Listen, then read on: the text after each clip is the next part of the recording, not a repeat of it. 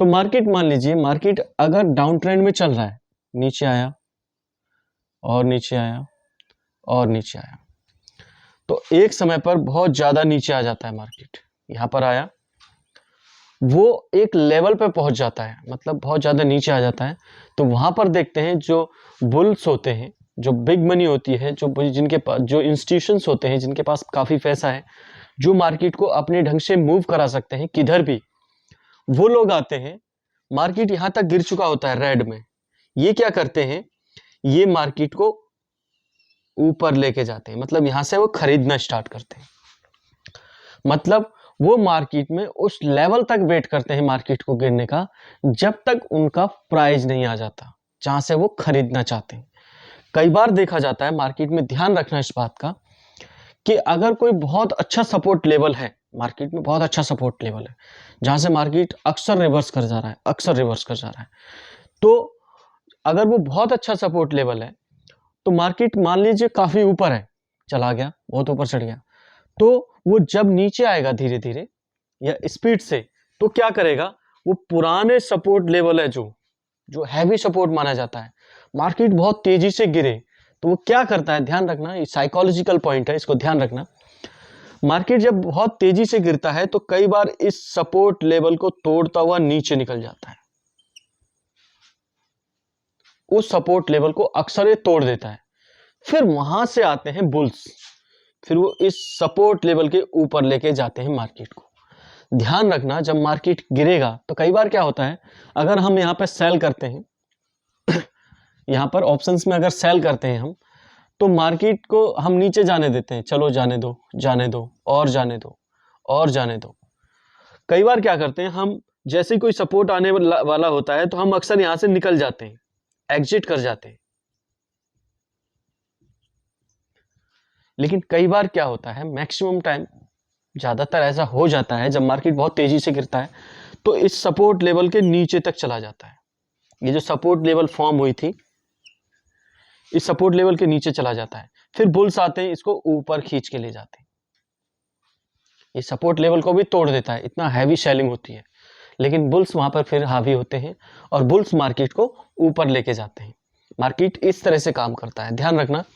और कई बार मार्केट जब बहुत आराम आराम से गिर रहा हो या फिर फॉल हो रहा हो, सेलिंग आ रही हो, तो वो कई बार इस सपोर्ट लेवल पे आ भी जाता है, कई बार सपोर्ट लेवल से ऊपर ही निकल चला जाता है और यहाँ पर ऊपर चला जाता है। तो ध्यान रखना, जब मार्केट में बहुत शार्प फॉल हो रहा हो तो वो पिछले सपोर्ट को तोड़ भी देता है, फिर उसके ऊपर भी आ जाता है। तो ध्यान रखना, जब उसने सपोर्ट तोड़ा हो तो एकदम से नीचे के लिए सेल नहीं करना है, वेट करना है इस टाइम, क्योंकि जब वो सपोर्ट है तो कुछ तो रीजन होगा, वो सपोर्ट है वहां पर कुछ लोग खरीदने के लिए बैठे हैं। मान लो कई बार इतनी ज्यादा हैवी सेलिंग होती है तो उनकी खरीदारी काम नहीं कर पाती, वो कम पड़ जाती है, फिर वो एक्टिव होते हैं, मार्केट को फिर से लेके आते हैं ऊपर फिर से लेके आते हैं और मार्केट को यहाँ पे लाके रोक देते हैं। फिर इसके बाद और बायर्स ऐड होते हैं और मार्केट को धीरे धीरे धीरे धीरे ऊपर लेके चले जाते हैं। अब ये जो हैमर कैंडल होती है वो ऐसी ही कंडीशन में फॉर्म होती है। मार्केट नीचे गया किसी सपोर्ट लेवल से, तो यहां से वो खरीदना स्टार्ट करेंगे बुल्स और मार्केट को यहां पे लाके छोड़ देंगे। तो यहां पर एक फॉर्म होती है हैमर कैंडल। जब मार्केट में हैमर कैंडल दिखाई देती है, जो दूसरे बायर्स होते हैं जिनको बाय करना होता है, वो लोग इस समय मार्केट में एंटर कर जाते हैं। तो वो क्या करते हैं, ध्यान रखना एक चीज और, वो इस कैंडल के बाद एक कंफर्मेशन कैंडल का वेट करते हैं। अगर कंफर्मेशन फिर से कोई ग्रीन कैंडल बन जाए तो वो यहां पर जाके खरीदना स्टार्ट करते हैं। कंफर्मेशन कैंडल भी होनी चाहिए। मान लीजिए ये हैमर कैंडल बना, अब ये हैमर कैंडल कई बार नीचे आ जाती है, ऐसे यहां से फिर से सेलिंग आ जाती है कई बार, तो जो बड़े बड़े बायर्स हैं वो थोड़ा सा और वेट कर जाते हैं, वो इस ग्रीन कैंडल को फॉर्म होने देते हैं। जैसे ही फॉर्म हो जाएगी, मार्केट का प्राइस अब यहां तक पहुंच गया, अब दोबारा से नीचे गिरना, दोबारा से सेलर हैवी क्वांटिटी में सेलिंग आना बहुत मुश्किल हो जाता है। तो यहां से तो आ भी सकती थी, लेकिन यहां से आना बहुत मुश्किल हो जाता है, लेकिन नामुमकिन नहीं है। मार्केट में कुछ भी नामुमकिन नहीं है कि ऐसा नहीं हो सकता, मार्केट में कुछ भी हो सकता है, लेकिन प्रोबेबिलिटी किसकी ज्यादा है, संभावनाएं किसकी जाता है, मार्केट वहां के लिए मूव कर जाता है, या लोग जो ट्रेडर हैं, मार्केट में ट्रेडर हैं, वो लोग उसके उस प्रोबेबिलिटी के साथ चले जाते हैं। उनको लगता है सेलिंग आ रही है तो सेलिंग के साथ चले जाते हैं, उनको लगता है बाइंग आ रही है तो बाइंग के साथ चले जाते हैं। जैसे ही मार्केट में ये हैमर कैंडल फॉर्म होती है तो दूसरे बायर मार्केट में एंटर कर जाते हैं कि हाँ अब बाइंग आने वाली है, हम भी एंटर कर जाएं, और यहां से वो खरीदना स्टार्ट कर देते हैं। कई बार क्या होता है कि कंफर्मेशन का वेट करते हैं, जैसी कंफर्मेशन मिल जाती है यहां पर तो ये यहां से एंटर कर जाते हैं दूसरे बायर, और मार्केट को बहुत ज्यादा ऊपर लेके जाते हैं, क्योंकि पता है यहां से सपोर्ट मिला हुआ है। अगर यहां पर हैवी क्वांटिटी आ जाती है बाइंग में, और यहां पर वॉल्यूम बहुत अच्छा आ जाता है, मान लीजिए इस कैंडल में वॉल्यूम बहुत अच्छा आ जाए, इनसे थोड़ा ज्यादा ही आए, तो क्या होता है, ये एडिशनल कंफर्मेशन होता है कि मार्केट यहां से अब ऊपर के लिए मूव कर सकता है। हैमर कैंडल बुल्स की स्ट्रेंथ को दर्शाती है। बुल इस समय मार्केट में आ चुके हैं और मार्केट को अब ऊपर लेके जाना चाहते हैं, तो ये साइकोलॉजी इस तरह से काम करती है हैमर कैंडल में। हैमर कैंडल के बाद एक और कैंडल होती है